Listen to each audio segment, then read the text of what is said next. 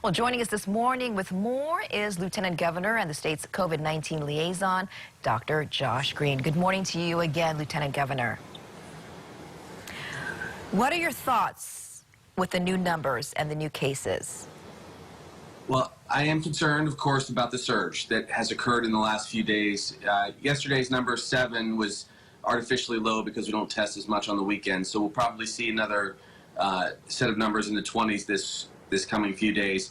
The spread is definitely occurring because we have more open places and people have fatigued on wearing masks with complete discipline. So I think that we're going to see more cases, although I also think that we're safe because our hospitals have been very well established with their capacity.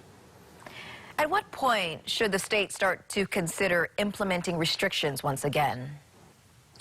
It's considering it right now, actually. So if you're asking at what point will we do it, it's when we feel that the system is cracking, that the Department of Health can't adequately trace individuals. They're up to about, I think it's 178 tracers activated right now, and they need to up that again, probably to 500 if we want to have absolute assurance that they can track and trace every case.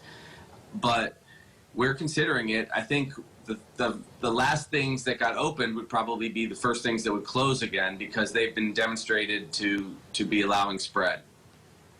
And what about travel? How would this affect travel and opening up without a quarantine come August 1st? Well, first, let me answer the simpler part of the question. Is I definitely don't think inter-island travel is of any consequence. We have a seamless healthcare economy and a healthcare capacity in between islands, so that's really not the big issue. But travel from the mainland, it is being questioned by the Department of Health. We all question it. The truth is, though, and I think it's important that we speak truthfully, the truth is people are coming anyway because constitutionally states are not allowed to restrict travelers into their state. The restriction we do have, our capability is, of course, quarantine. And look, guys, if we want to get totally serious about stopping sick people, if they don't have a test or if they are potentially positive, set up a quarantine hotel. A lot of people have recommended that. That would be obviously challenged in the courts right away. Our Attorney General did an extraordinary job making it clear that we should be allowed to quarantine. But these are the tough decisions that I don't always see us having the will to make. And people are coming in basically 1,000 a day of travelers, and they will keep coming. And so if we put our heads in the sand and don't demand a test, don't put them into serious quarantine, then we will keep seeing kind of this trickle of the virus into the state. This is a virus that's going to be with us globally, and I don't want to be a downer. I just want us to be real because I worry about our people. And sooner or later, the worries are going to expand when economically people can't afford food, they can't afford health care for their children or education or housing. And those are going to have also very dire consequences. So every day is a serious day with COVID. What do you want to say to residents out there who you continue to see letting their guards down? Well, I really want people to know that if you don't wear a mask, somebody else is going to be on a ventilator. And it may not be you if you're 20 or 30 years old because young people don't get, for the most part, severely ill. But if it spreads from a group of people who just go to a bar and don't listen to the bar owner, because I know they're fighting to try to do it right, and then it spreads wildly back at home to one of our kupuna, they will get very sick. And those are the very cases that you ultimately see in a nursing home or people at Queens Hospital and then on a ventilator. So everyone wear masks. Don't mess around. I mean, really, don't mess around. If you're exercising, it's okay. If you see someone out for a walk and they're exercising, it's fine. Anywhere else, if you're in contact with people, you have to wear a mask, and it decreases the risk.